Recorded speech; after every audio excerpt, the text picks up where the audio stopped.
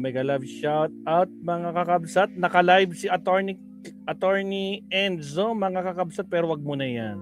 So relax muna tayo dyan. So dito muna tayo mabtat sa mga iba pa pong pwede natin pag-usapan. Napatapusan natin yung galit na galit yung mga garapata mga kakabsat. Ito, saan na yun? Dito muna tayo mabsat. Sa sobrang epal ni Robin Padilla, sinuot ang jersey. Grabe talaga ito si Robin Hood kahit kailan. Sige tuloy. Anak ng ay nako Robin Hood. Uy, may interview si Wala nang maraming interview palililipa. si Diretso sa punto Attorney na. Luis Tro. Maiksi lang ang komentaryo, pero Yeah, diretso sa punto. Maraming kuro-kuro, 1 hour may ago. tiwali, may totoo. Dito, sa puntong diretso tayo. Punto, diretso. Ma-epal talaga itong si Robin Hood mga kakabsat. O ito mga kabunyog, kita nyo, ay, si Robin Padilla, sinuot pa yung jersey, number 2. Yan yung jersey ni Rene Baterbunya. Actually, ano yun? Okay lang naman na pumunta ka rin doon sa burol ni Rene Baterbunya. Ano naman yun eh? Sinuot pa yung jersey ni Rene Baterbunya, drama naman. Drama. Alam niyo mga kabunyog, magre-re-election yata ito si Robin sa 2020. Tama. Sa 2028. Tama ba ako? Tama. Kasi na-elect ito sa 2022, di ba? Yes. 6 years ang 6 years ang niyan. So magre-re-elect yan sa 2028 bilang senador. Kaya nakikita ko madalas ang sausaw nito kung saan-saan eh. Nung isang araw nga nag-press con kami sa Club Filipino kasama sila Attorney Luke Spirito, biglang sumipot doon. Biglang sumipot sa press con namin. Ay, Sabi really? ko katabi ko si Anti-Political Dynasty. Yung press con namin nung nakaraang araw, siguro napanood niyo 'yon. Sabi ko kay Attorney Luke Spirito, bakit nandito yan? Bakit nandito yan? Magsasalita ba yan? Magsasalita ba yan? Sabi ni Attorney Luke Spirito sa akin, hindi naman natin pagsasalitaan yan, Attorney. Binitbit lang yan ng isang dito, invited. Kaya lang siyempre, dahil may mga media doon, siya yung nakakuha ng atensyon. Tapos in-interview na siya ng media na anti-political dynasty rin daw siya. Sus naman, yung half-brother niyan, governor ng Camarines Norte dito sa amin sa Bicol. Yung mga kapatid niyan, mayor ng Panganiban, yung kapatid niya dating governor din, yung Roy Padilla. Tapos yung incumbent na governor, kapatid niya rin. Kaya paano naman niya masasabing anti-political dynasty siya? Kaya lang naman yan sumasakay. Actually, nagiging madalas ang pagpunta ni Robin Padilla kung saan-saan. Nung isang araw, nandun na naman, pumapapil na naman si Robin Padilla. Kaya, so, alam nyo, pwede naman na, pumunta ka dyan sa burol ni Rene Baterbunya, pero huwag ka nang masyado pang paepal. Grabe pang mga pakulo. Tingnan nyo, ginamit pa yung damit niya, tapos may paganyan. Sana hindi na yan manalo sa 2028 eh.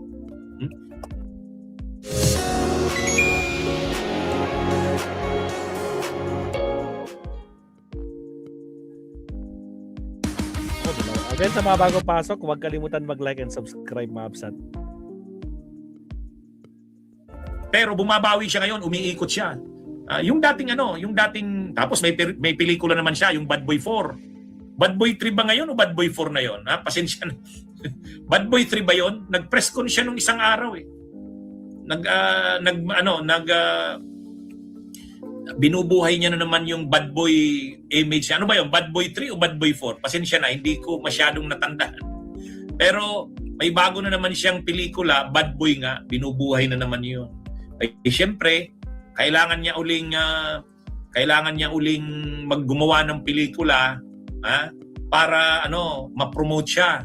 Kasi wala naman siyang nagawa sa Senado eh.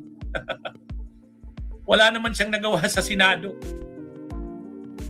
Kaya ngayon, para ma-promote siya yun, may pelikula na namang ginagawa. Bad Boy 3 yata yun o Bad Boy 4. Nakita ko, nag-press con siya eh. Yan mga kabunyog. O ngayon, yung pagpunta niya dyan, maraming nag-react dyan. Siyempre, hindi naman siya pagbabawalan ng pamilya ni Rene Baterbunya. Kaya lang, pwede namang pumunta ka doon. Yung tahimik lang, katulad ni Bam Aquino. Pumunta siya pero hindi na siya nagpa-interview sa media. Hindi na. Ito may mga pakulo pa na ginamit yung jersey ni Butterbunya. Tapos sabay paano sa media. Oh. Alam nyo, ito rin yung isang problema diyan sa kaso na yan ni Rene Butterbunya. Oh, really? Kasi sinakayan ng mga DDS. Ang abogado ba naman si Jimmy Bundok at saka si Torion. Oh, yan yung hindi maganda diyan sa ano na yan. Siyempre kailangan mabigyan ng hustisya yung pagkamatay ni Rene Butterbunya. Kaya lang ang mga abogado si Torion saka si Jimmy Bundok. Ay wala. Meron naman siyang nagawa sa Senado. Yung nagawa niya yung patakasin si Bato. Oo nga eh. Hindi lang yung patakasin si Bato. Paakyatin sa taas yung mga Maleta boys, 'di ba? Siya ang taga-sundo doon sa labas eh.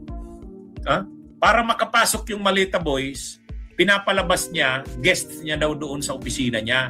Tapos pag hindi pinapalusot doon sa entrance, sinusundo niya mismo. Tapos pagdating doon sa opisina niya, magpe-press con doon. O yun ang silbi ni Padilla. Yun ang silbi ni Padilla. Anyway, kailangan niyang mag-double time ngayon kasi magre-re-election yata ito sa 28. Kasi 2022 yan nabutuhan na senador. Wala namang nagawa. So kailangan niya uling magpakita sa Kaya lahat ng pwedeng sausawan, sumasawsaw. Yun na nga, nung isang araw, sumawsaw sa amin. May press con kami sa Club Filipino, biglang sumipot. Kami nila, Attorney Luke Spirito, ay talaga namang anti-political dynasty ang aming advocacies nila, Attorney Luke Spirito. Pinasa ng Kongreso yung House Bill 8389, ay peke naman ang anti-political dynasty bill yun eh. Tapos biglang dumating si Robin Padilla, anti-political dynasty rin daw siya. Sabi ko kay Attorney Luke Spirito, ayaw kong magpa-picture diyan baka magpa-picture tayo diyan. Kaya lang kahit hindi kami nagpa-picture kasama niya, yung mga medyang mukhang may kausap na media nagpa-picture siya doon na nandun siya sa press ko namin. Hindi naman namin pinaupo doon, saka hindi naman namin pinagsalita. Pero ganun pa man, nakaupo siya doon sa audience, nagsi-selfie pa rin. Kaya maano ito mga kabunyog, mga kababayan, matindi itong magpa-epal ngayon si Robin Padilla. Kasi nga, kailangan niyang maging visible uli. Kasi magre-re-election siya sa 2028. Wala naman siyang nagawa. Kaya pati itong pagkamatay ni Rene Butterbunya, sinakayan. Ayan may mga may mga ginamit pa yung jersey, yung may number 2 na jersey ni Rene Butterbunya. Obvious naman na ang niya sakayan. Kasi mainit yung yung pangyayari na yan, yung pagkamatay ni Rene Butterbunya. Okay, sige mga kabunyog, mga kababayan, magandang araw sa inyong lahat. Mabuhay po tayo. Ibang klase ka talaga, Binoy. Binoy, ibang klase ka talaga. Diyos ko po, Rudy. Mag-isa pa tayo kay Attorney Mabsat, pero siyempre countdown muna tayo. Siyempre sa mga bagong pasok, huwag kalimutan mag-like and subscribe. Countdown muna tayo, Mabsat. Here we go.